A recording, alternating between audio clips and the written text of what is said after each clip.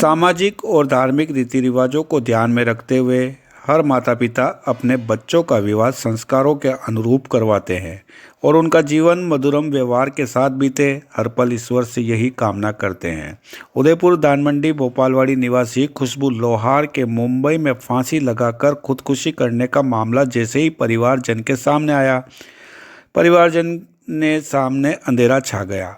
ऐसे में मृतका खुशबू लोहार के भाई किशन लोहार ने जावरमंज थाना में मृतका खुशबू लोहार के पति कैलाश पंचाल, सास मीराबाई और ससुर भंवरलाल पंचाल के खिलाफ दहेज और हत्या का मामला दर्ज करवाया।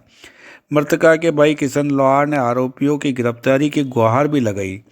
लड़की की शादी 3.5 साल ही हुए। रीति रिवाज और संस्कारों के दायरे में रहते हुए खुशबू पंचाल की शादी कैलाश पंचाल, जो कि जावरमंज अधवास का निवासी है और वर्तमान में नौकरी मुंबई में करता है।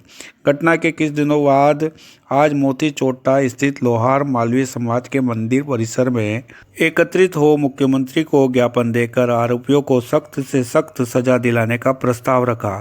साथ ही समाज में पुनः इस तरह का घटनाक्रम सामने न आए, इसके लिए भी विचार विमर्श किया गया।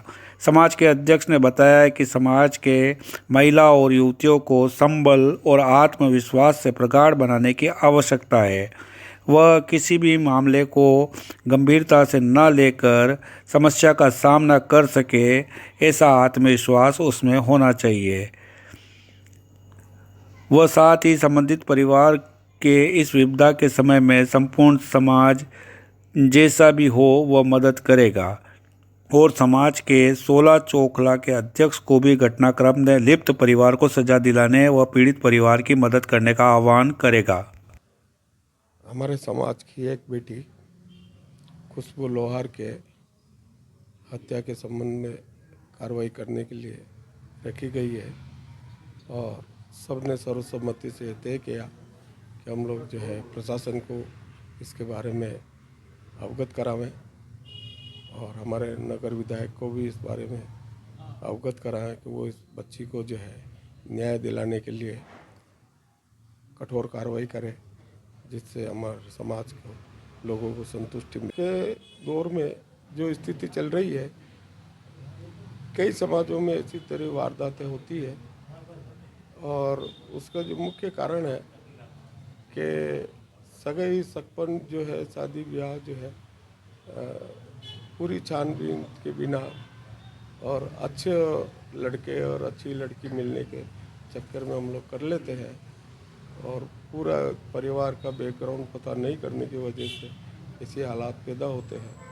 इसके लिए हमें चाहिए कि हम लोग लड़कियों को जो है इतना सक्षम बनाएं कि वो मानसिक रूप से और मेरा तो ये कहना है शारीरिक रूप से भी इतनी मजबूत हो कि वो हर मुसीबत का सामना डटकर कर सके।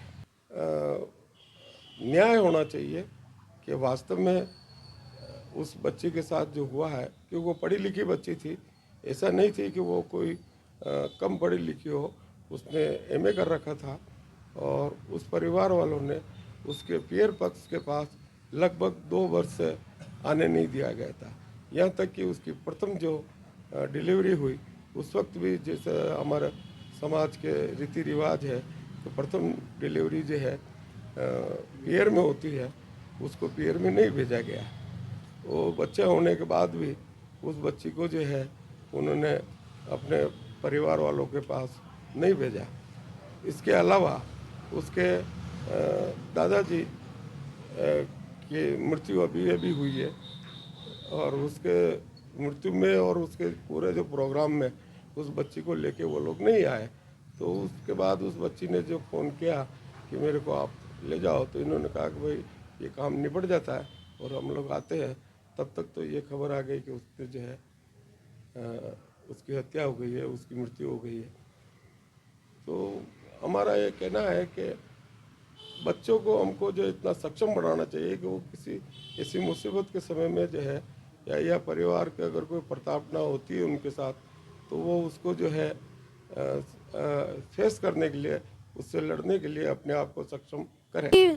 प्रत्येक बालिका को माँ बाप इतना सक्षम बनाए और आत्मनिर्भर बनाए, उसमें इतना विल पावर दे, आत्मविश्वास जगाए कि वो किसी भी मुसीबत का सामना कर सके, कभी डरे नहीं, कभी हारना नहीं सीखे। ये है शिक्षक है। पढ़ी लिखी थी लेकिन उसमें आत्मविश्वास जगाने की ज़रूरत थी। जो भी माँ बाप हैं, पास पर जो भी मतलब शिक्षित है, जो भी मिला वो उसमें आत्मविश्वास जगाता। 2 साल तक से अन्याय सहन किया, नहीं करना चाहिए था, मेरे हिसाब से नहीं करना चाहिए था। पितृपक्ष को भी जागरूक होना था और मतलब बच्ची जब सक्षम थी, मैंने पढ़ी लिखी थी, क्यों नहीं भेज रहे थे, उसको भेजना चाहिए था। इस लड़की के साथ बहुत ही अन्याय हुआ है और प्रशासन से मांग करेंगे इस परिवार को सख्त से सख्त सजा दी जाए और उस बच्ची को न्याय दिया जाए। ये है। और मैं तो हमेशा समाज के लिए ही कहना चाहूँगी कि हमारी जो बालिकाएं हैं, बच्चियाँ हैं, हम मतलब इनको हर इच्छा पूर्ति करते, लेकिन इनको मतलब हम ऐसे संस्कार दें, ऐसे आत्मविश्वास और ऐसी मतलब शक्ति नहीं दें कि महिला कम नहीं किसी से। वो बहुत दुर्गा का रूप एक तरह से समझते हैं, तो उनको हिम्मत देनी बहुत ही ज़रूरी है। लेकिन अपन को घबरा देते, उनको साहस नहीं दे पाते।